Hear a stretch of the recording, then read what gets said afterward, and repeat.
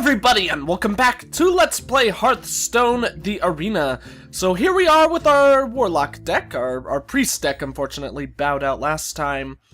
And we've got a very bizarre one. I definitely felt more confident about that last Priest deck, even though it did so poorly. So either that means I have, horrible judgment in the horrible judgment in regards to my decks, and this one is going to do gloriously, or I made a pretty good deck last time and not confident about this one, and it's going to do even worse than the last.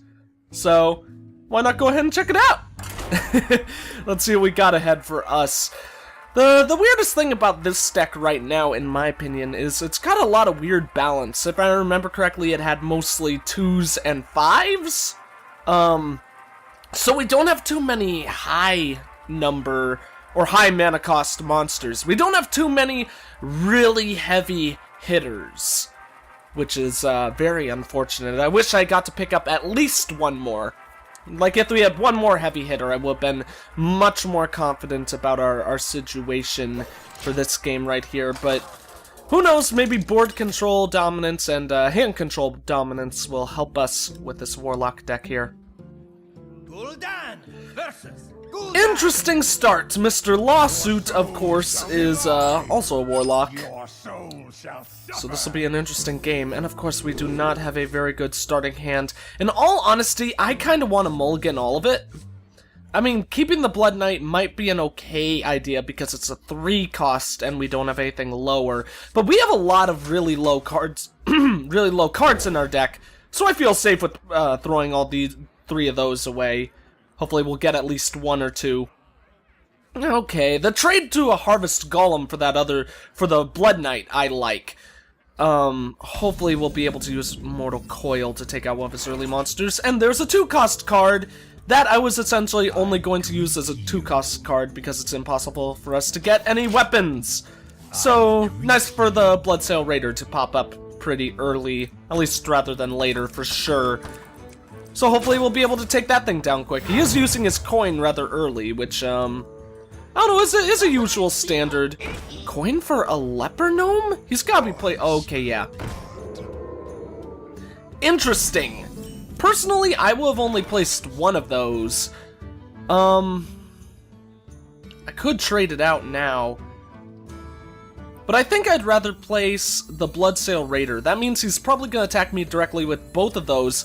Then I can, then I could trade with her for the Leper Gnome and then just use the Mortal Coil on, the Warlock Infiltrator. So I think that works out pretty well for us. That means on turn 3 we're not gonna be able to play our Harvest Golem, unfortunately. But that's okay. Ooh, but that's scary. Honestly, that might swap. If he doesn't trade, I think that's gonna change our plan. So we will attack that dude. We'll attack that dude and then probably use the Mortal Coil on it. Although that makes me very unfortunate because we're gonna get quite a beat down from the remainder of the enemies shortly after that. But we don't want that thing getting enraged. Only thing is, it will need to attack me to get enraged. So maybe I should attack the Warlock Infiltrator, let him attack me. I don't know. We could also just simply hit him directly, but I don't want him using that thing effectively. I think it is actually probably best to go ahead, punch that guy once, use the Mortal Coil. That means we'll be killing it and get a card, so it's essentially just using up 1 mana, which is always very nice. Hopefully we'll be able to use the Young Priestess effectively before too long. By turn 7, we could play her out with the taunt, which would be very, very nice. We're definitely not playing her out now, even though that would force him to trade for that thing at the end of your turn. So that would give this guy a 2/2, which would still be able to trade evenly, so he would just want to take that thing out. So let's just use Life Tap. It's unfortunate because we've taken heavy beatings so far in this run, but we do have quite a bit of a card advantage against this guy. We'll have to see. So he is going to play another monster. Void Terror, Battlecry, Destroy. Uh-oh. Okay, that's frightening. And we take 2 damage. That's really, really sucky. Okay, the good thing about this, though, is that I'm going to be able to play the Emperor Cobra. And then, presumably, I'll be able to take that thing out with the Emperor Cobra next turn. He's going to be able to deal 7 damage to me right off the bat, which is really going to suck, unless he goes for this Young Priestess. But he's probably got some alternatives to get rid of the Young Priestess. What I really hope is that he does not have an alternative to get rid of our Emperor Cobra. Best scenario for me? Oh, no. That's really good for him, obviously. So now he's just gonna attack me directly. I need turn 6 to come around, otherwise I'm in serious trouble. Could play him. I do have a lot of cards in my hand. Honestly, we might play the Twilight Drake. That would give him +1 health, and we've got 5 additional cards, so that'll be a 4/6. That might be good. Yeah, get a 4/6 on the board, then we clear out his Void Terror. Then hopefully the next turn we'll place out our taunt, so things could if we get lucky, start balancing out in our favor once again. Obviously, we're still trading for the Void Terror. It's going to get rid of all of our monsters, but that's okay. So the Twilight Drake goes out. Trade for the Void Terror.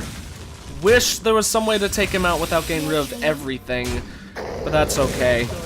Do still have the card advantage, but our health is dwindling so fast, so we are in a very rough position. You gotta be kidding me!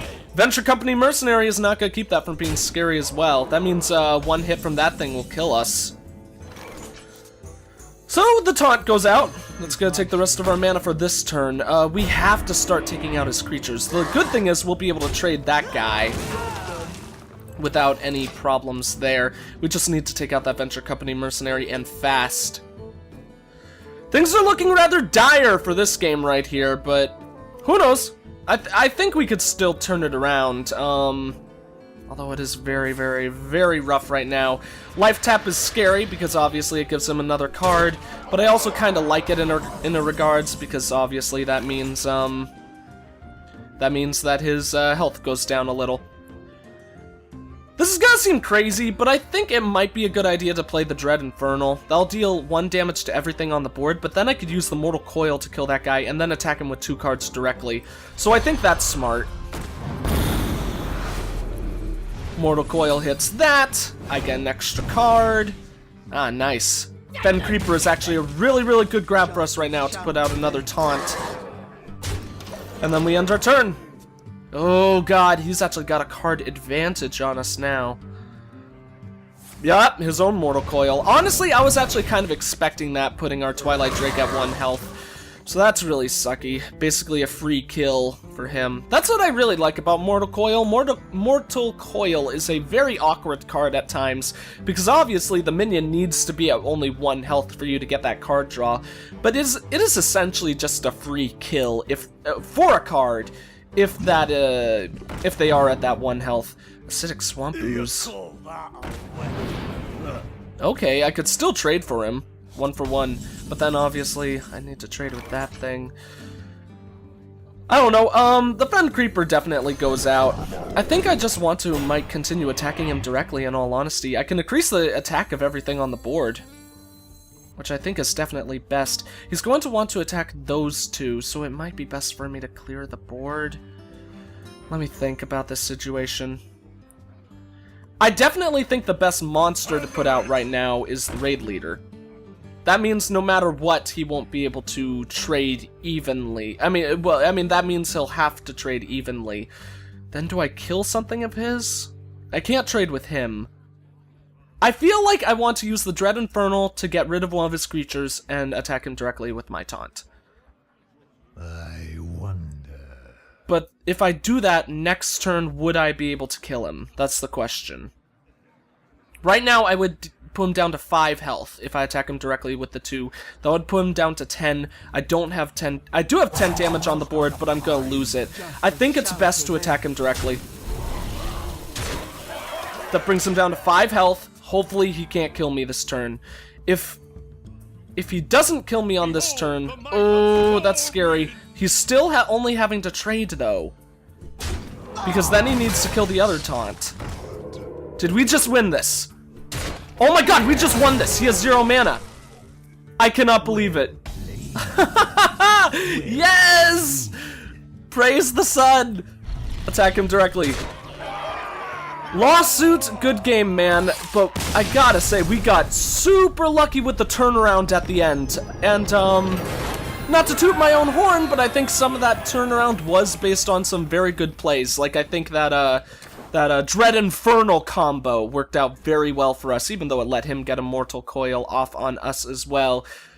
Seriously, though, that shows off the power of the Warlock. Can get down to 6 health, but then get all the way down to 6 health with the other person being like 28 or something like that, and their hand advantage can still win it out in the end. That's why I love these guys so much. Very, very fun class to play.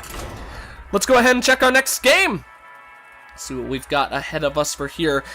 I actually totally forgot to set my timer, which is silly of me, but looking at the clock down here, I think we're about I don't know, like 10-15 minutes into the video, so one more game should work out perfectly fine.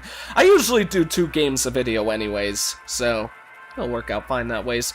See what we've got ahead of us for our Warlock deck. So we spin this thing right here. I always love to kind of like click my mouse to flick this thing right here. It's getting really laggy as it's loading in, so we can't really see. But I like to do it because it makes me feel like I'm spinning the wheel. Like, I'm such a little kid in regards to this game, but I love all the kind of ambient things that you could do to interact with your surroundings.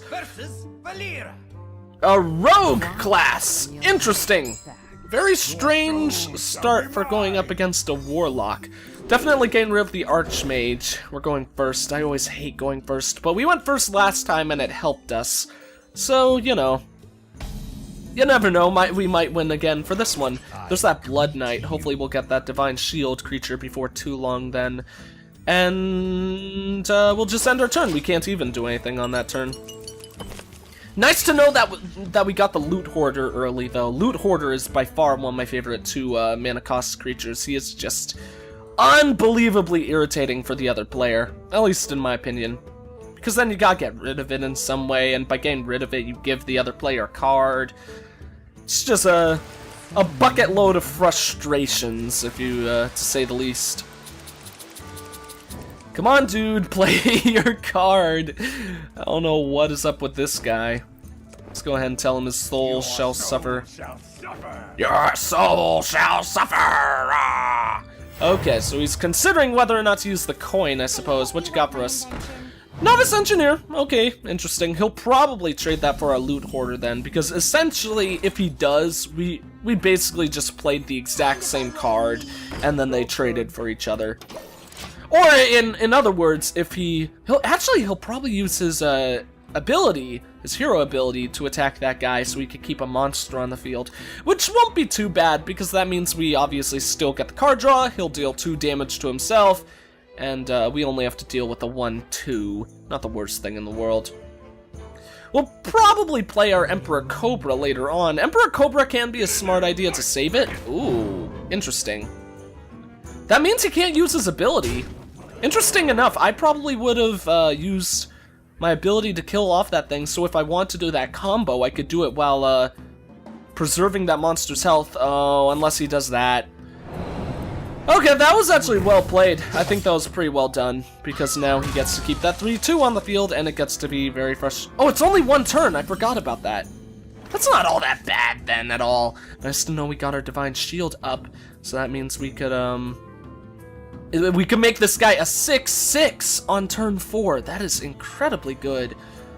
I always forget the power of that move. So he could trade for my Emperor Cobra. And quite frankly, I would love him to. I could use it more effectively against some more hefty beasts, but... Oh no, he's gonna trade it with 1 creature.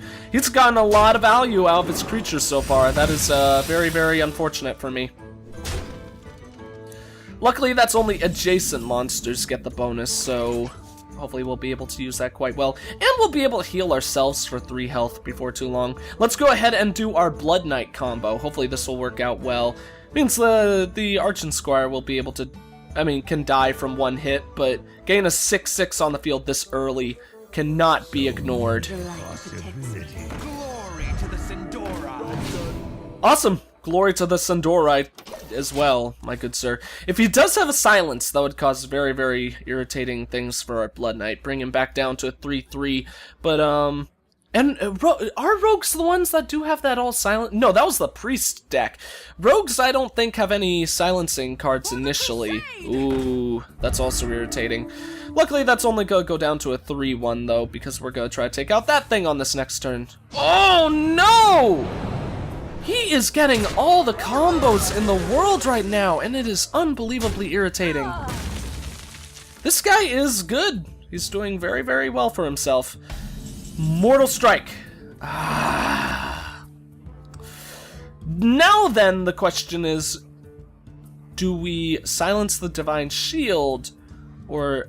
Because I'm going to use my silence on this turn, or we could silence him. I think we want to silence the Divine Shield, because that thing's going to attack no matter what, so... We could also go for the Twilight Drake instead. That would give it 5 health, so he could then trade for those 2, or his ability power, so I still don't think that's a good idea. The silence! I wish we got this card so much earlier, because he's gotten so much value out of all of his cards so far. Sorry. So let's go ahead and silence it anyways. Might have been better to silence the Divine Shield, but I'm fine. I'm okay with that. It'll be interesting to see what he would trade for if I put down the raid leader, or I could just get a new card, but I think I would rather... Let's go ahead and heal ourselves and place down the 3-3. Because that'll actually balance out everything that's happened in the game so far, because we still have about equal hands. So basically what I just said to him, all those combos he did was a little bit less relevant than they were in the past. Okay, that makes sense that he would trade for that. Almost certainly going to use the Squire on him, and then just attack me directly? That would be my guess, unless he has some card. Ah! Okay, he's gonna finally get rid of the Direwolf. That's a smart move. That means he's forcing me to smack him to be able to get rid of that thing. I think the Fend Creeper taunt is definitely a good play, but since that doesn't deal 4 damage anymore, I actually think I would rather play the Booty Bay Bodyguard. Oh, they're both 5 mana costs! I'm such an idiot! Oh, I thought I could play it and draw a card as well. Oh, well. Oh, this is a rough game so far. Starting to get a lead on me in regards to hand control, too. Nice name, and I like this player. This player's been very, very good so far. Done some very effective combos and moves and all that jazz. And we haven't seen him use any of his high-level assassination cards, so that's definitely something to be very feared in the future. If I were him, I would attack with the Scarlet Crusader and then just use my weapon to just tank 5 damage. Ooh, shoot! A taunt with a 3-1 on the board. That's scary. He's probably doing what I thought he would? Yeah. So that gets rid of his Divine Shield, which is sucky. But, you know, it's could be worse. Ooh, Leper Gnome. That's an interesting play. I think for now we definitely want to place down the Fen Creeper and draw a card, though. Nice! 6 mana taunt card, that's good. That means we can place him down and then use another life tap on the next turn if we want to. Although, obviously, a viable strategy for us is not going to be constantly playing down cards and playing down taunts and using our life tap to keep ourselves from dying. Oh, that's frustrating. Is he going to use that on his own creature or ours? Are we experiencing lag here? Return a minion to its owner's hand, yeah. He's probably... Wait, what? He didn't return any minions. That's weird. I don't know what he was doing with that kidnapper. Oh, that's a combo. He didn't combo it. Okay. So now I've got a 5-3 on the board. That's very frightening for obvious reasons.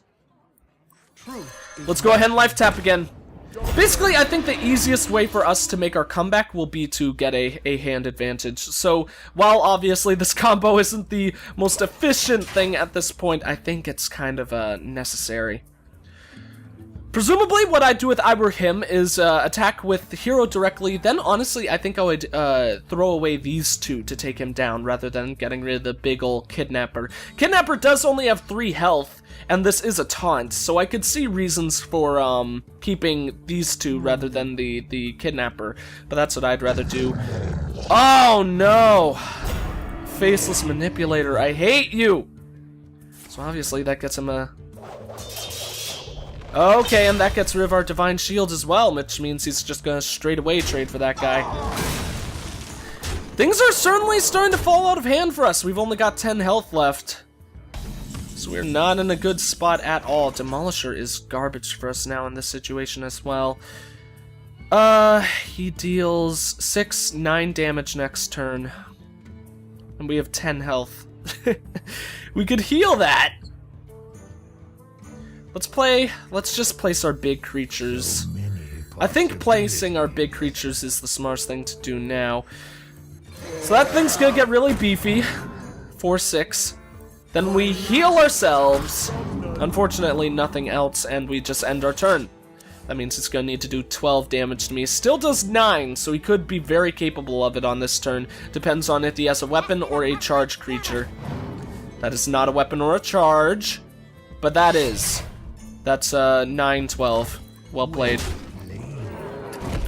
We were bested, but you know, what can you say? It was a good game all in all. Honestly, if there was someone that I would feel like it was a noble enough person to lose against, it was good Sir And right here. He did some very good plays at the beginning. Gave himself some very, very good board control early on, which made us both have to waste our cards. It didn't put him at a huge advantage because he kept even with my hand. So, very, very, very well played. Fun game all around, and sucks that had to go down that way. Especially with that Faceless Manipulator play he did. That was very effective on his part, and very, very scary on my end. So anyways, I think that's going to be it for this video. Thank you all for watching. If you enjoyed the video, please consider leaving a like, a comment, and or subscribing if you have not. I am the EggScrambledGamer, and I will see you all next time.